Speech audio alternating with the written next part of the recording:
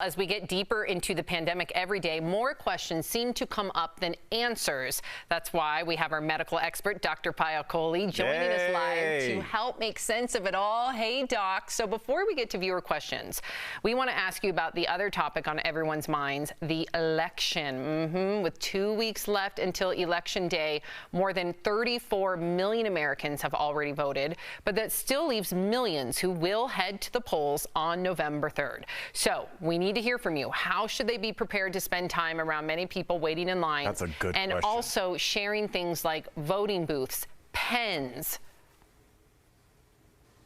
You know, I'm so glad you guys asked me this question. So first off, I would say if you fall into one of those high-risk categories that we've been talking about, I strongly encourage you to vote by mail this year. I personally voted by mail for convenience, but that's a really good option. But if you're average risk and you feel comfortable going to the voting booths, there are a lot of things you can do to keep yourself safe. So I know we talk about those 6 feet in terms of standing apart at least 6 feet. I would say make it at least 10 or 12 when you're waiting inside, because remember, indoors, it spreads more efficiently. The other thing I would say is don't directly stand behind the person in front of you. Try to stagger yourself a little bit, because it's not just their droplets, it's their cloud, their aerosol that they're generating. And then the highest risk area in the voting booths is the actual voting booth itself. So make sure you're at least, staggering every other voting booth, and then you're minimizing what you're touching. And then as soon as you're done voting, go wash your hands with soap and water. You can use sanitizer while you're in the car, but as soon as you get home, wash your hands, and I would go all the way down to your elbows to make sure it's well covered.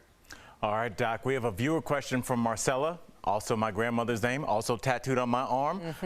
She asks, I heard about a COVID-19 breathalyzer test that's being developed in Israel. Is this a game changer for testing?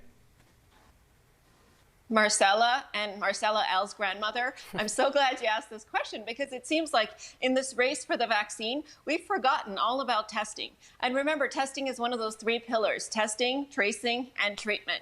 So yes, this breathalyzer test, I think, is really going to change the landscape if it gets approved, because it's going to be a quick, simple, easy bedside test and a lot less expensive, lot less time consuming than those PCR tests. So the clinical trials are looking promising, greater than 90% success, and I do hope it comes to fruition soon.